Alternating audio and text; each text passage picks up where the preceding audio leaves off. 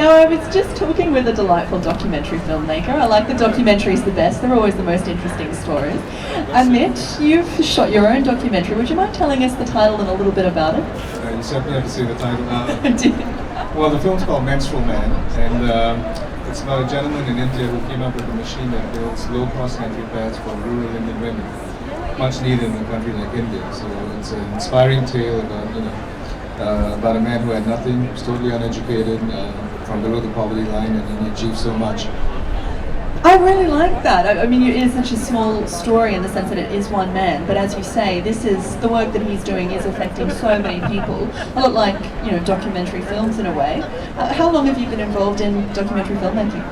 Well, firstly, too generous. I think his work is far more noble than anything that documentary filmmakers do. But I've been making documentary films for about 5 years now.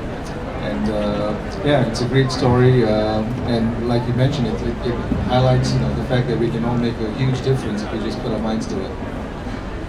Now, I'm always curious because as a journalist, I'm looking for stories all the time, and I would love to sit down and really work with a subject and nut it out the way that you do with documentary film. How do you set about finding the story? How do you know that this is the story that I want to tell next?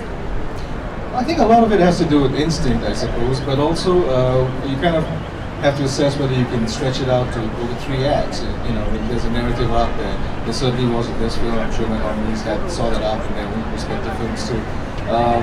Because the film will last 60 to 80 minutes. So is there enough for a first act, second act, and third act? Is there denouement? Is there triumph at the end? So there are certain considerations that go into it, but primarily it's instinct, whether you really want to tell the story.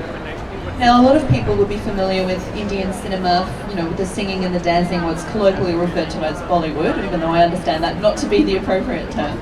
But tell me, Indian documentary making, is that a really significant industry as well?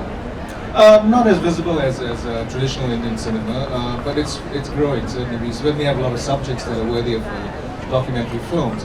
Serious subjects that are of social relevance. Just as a side note, we threw in the song and dance into our film to make it Indian cinema. Well, I can't wait to see it, and I'm sure I wish you all the best this evening. It's great to see you here. Are you nervous? Thank you so much. No, we're just going to take it one day at a time.